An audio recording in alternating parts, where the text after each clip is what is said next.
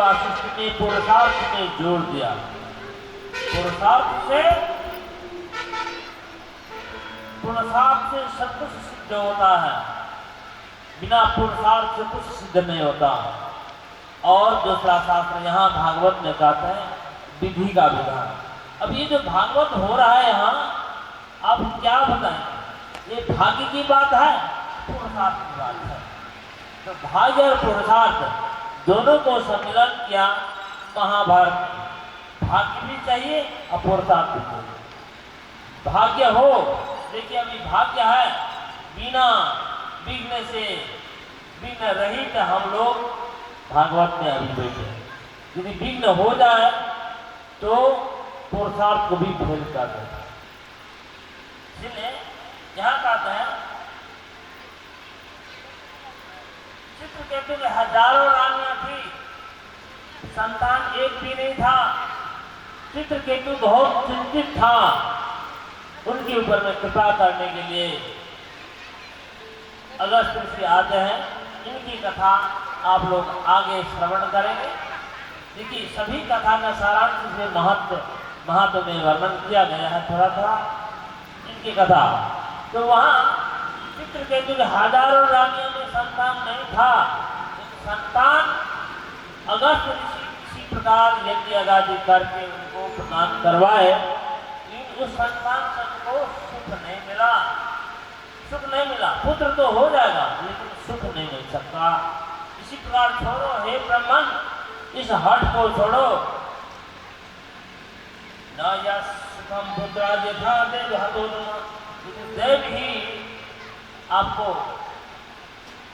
उल्टा है, तो आपको व्यर्थ प्रयास करने से कोई फायदा नहीं।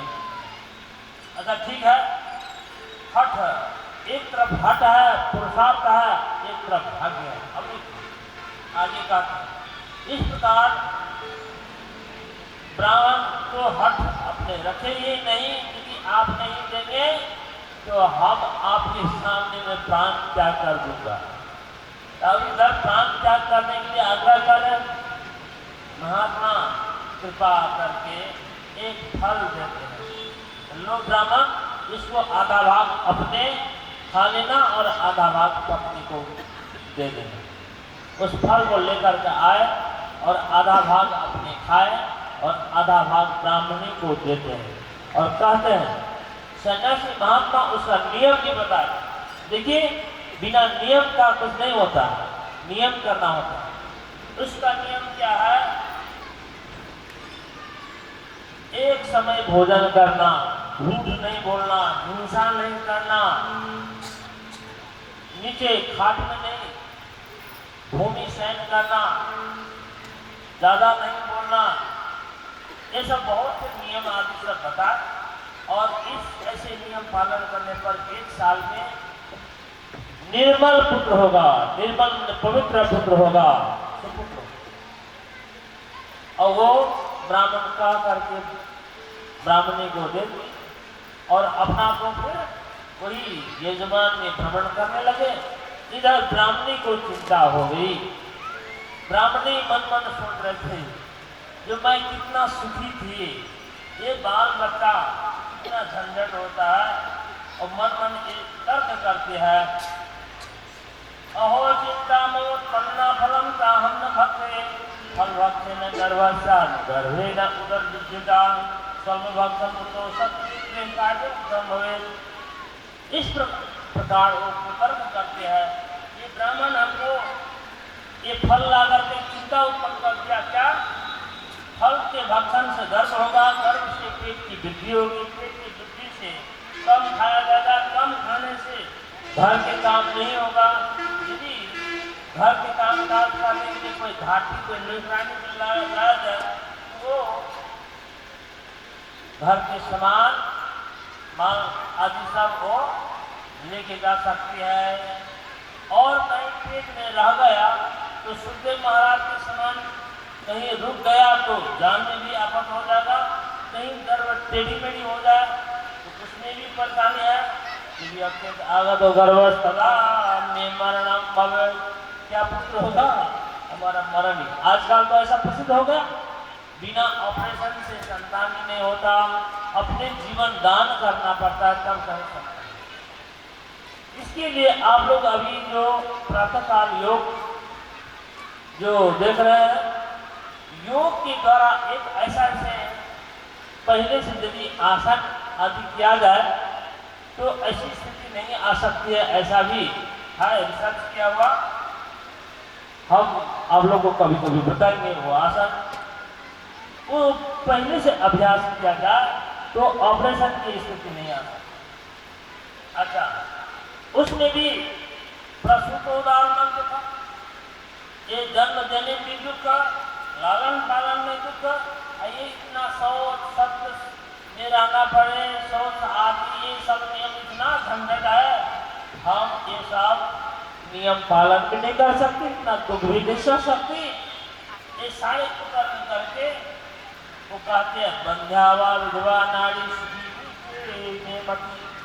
मेरे विचार में जो विधवा है या बंध्या है वही स्त्री सुखी है, लालन पालन में बहुत दुख का है। इस प्रकार कुकर्म करके वो फल नहीं खाइए। और पति के पूछने पर हाँ फल खाया तो खाया, झूठ बोल दी। और एक दिन उसकी बहन आई, देखी संजोग कैसा हुआ। एक दिन उनकी बहन आई और बहन आए तो बहन के सामने बोली देखो ये फल खाने पर ऐसा होगा, फल खाने पर गर्भ होगा। और इसे सारे बात सारे बताए। उनकी बहन भी 19 से 20 हो गई। वो बहन कहते मेरे अंदर में गर्व है, तुम इस फल को गाय को खिला दो परीक्षा के लेने के लिए। वास्तव में महात्मा के दिया हुआ फल से पुत्र होता है या नहीं होता।